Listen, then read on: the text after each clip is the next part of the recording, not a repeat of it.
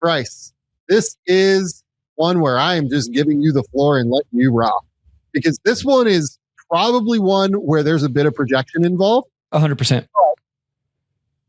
Also is like truly elite on defense in the minutes that he played last year. It is Ausar Thompson. Yeah.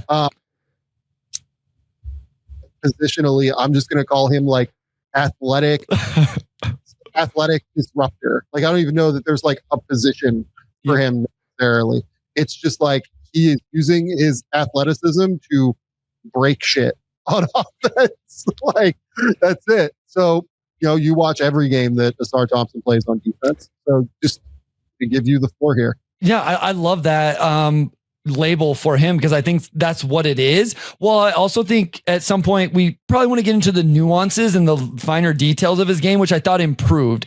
And I'll just mention off the top, early last year, I was very critical of Ausar, navigating ball screens and getting through screens in general.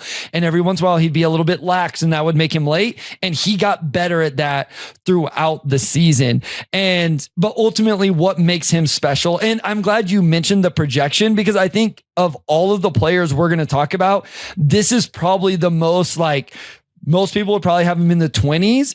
And I think for me, where I had him ranked, push this up a little bit for sure, was I think I know what level of defender he's going to be. And I think I know where he's going to be this next year. And if he plays the minutes and the games and all of that, he's going to very much be in that conversation. But first and foremost is the athleticism. It's not quite a min, but it's really close. So he is able to do the chase down blocks and the low man rim protections and all of that. But he also plays extremely hard. He does make the hustle impact plays. He chases down loose balls. He gets deflections, all of those things that are beyond just the box score disruption type of things. And again, I think he got better and better throughout the year at the point of attack. He got better playing with his chest, keeping his hands off, staying down. He had to guard Jalen Brunson in that NBA playoffs against the Knicks.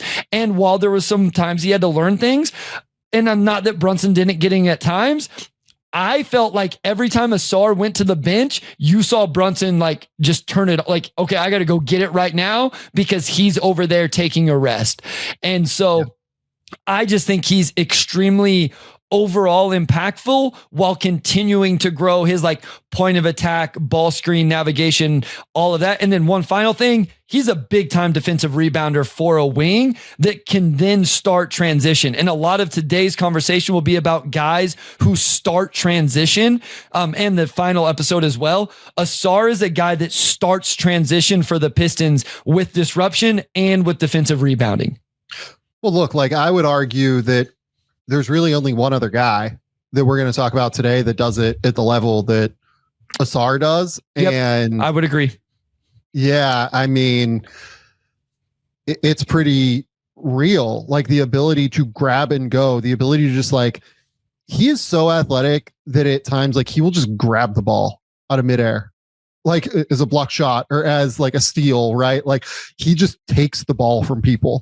And then when he does that, he has enough ball handling ability and athleticism in the open court to be able to start early offense for the Detroit Pistons. And that is super, super valuable. And I think it's an underrated part of defense because it's, only half defense, right?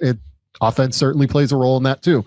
So with Ausar, what stands out, I'm really glad that you brought up the idea of like Jalen Brunson, like the tricks of the trade, kind of being able to get him, right? The little up fakes, the things like that.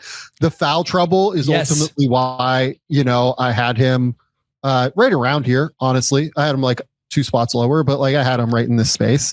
There are guys who can kind of trick him a little bit, who can like get him, but it almost doesn't matter, because he's so athletic and like so gifted.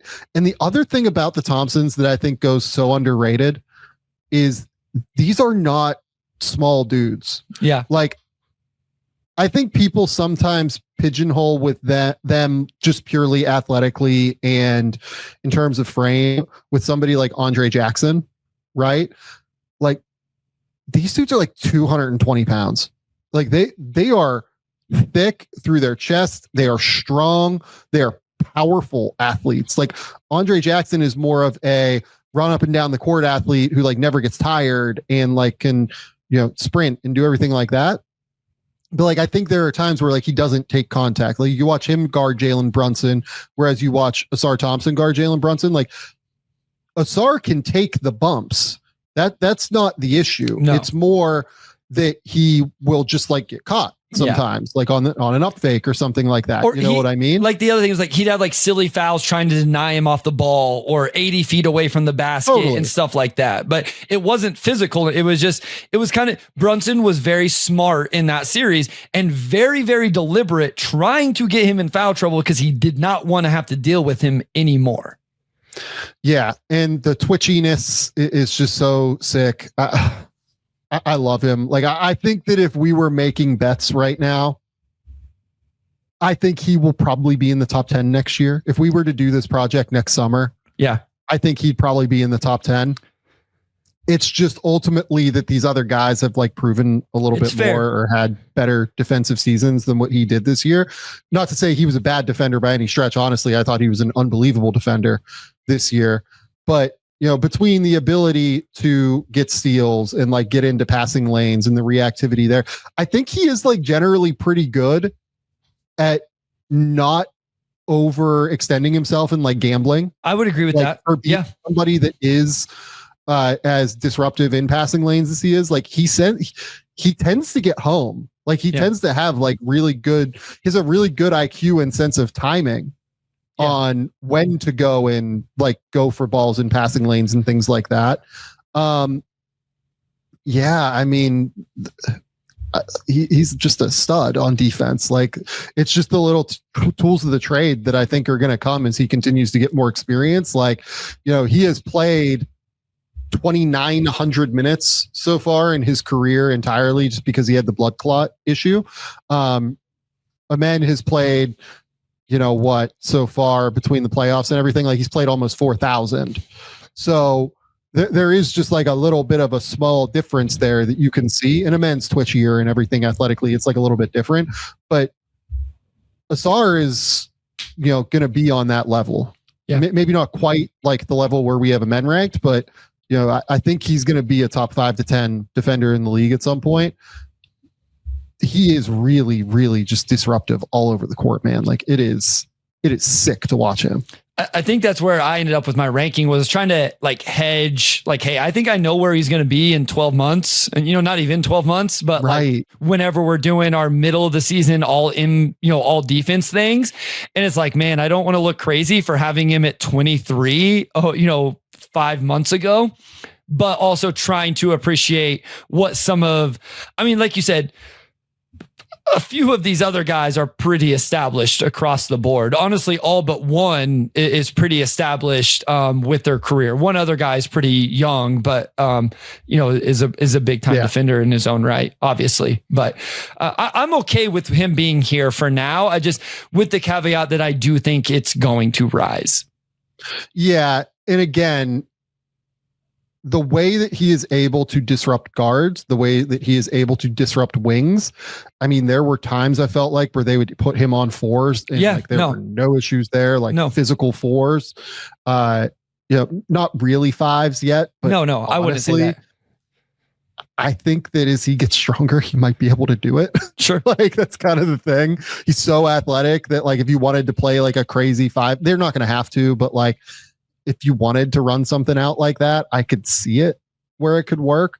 Like, but again, like if you do that, then you're kind of reducing his help side impact where he's a monster, in terms of ground coverage. Like he just covers an immense amount of ground all over the court. Like he's a real, rim rotation guy, being able to get there and get home, and certainly contest shots. I think he actually does a really good job of verticality too.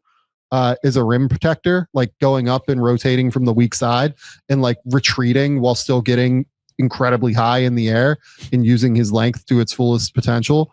And then additionally, like, he can go from there to like close out onto shooters and like potentially block a shot on shooters, right? Like there are times where like he'll even get home and like deflect a ball out of bounds, like before the pass even gets there. Like he's just all over the place defensively. I think Ausar Thompson is awesome on defense, and it's only going to get more and more impactful. I like I said, if we do this project again next summer, I would bet you that he ends up a good deal higher than this.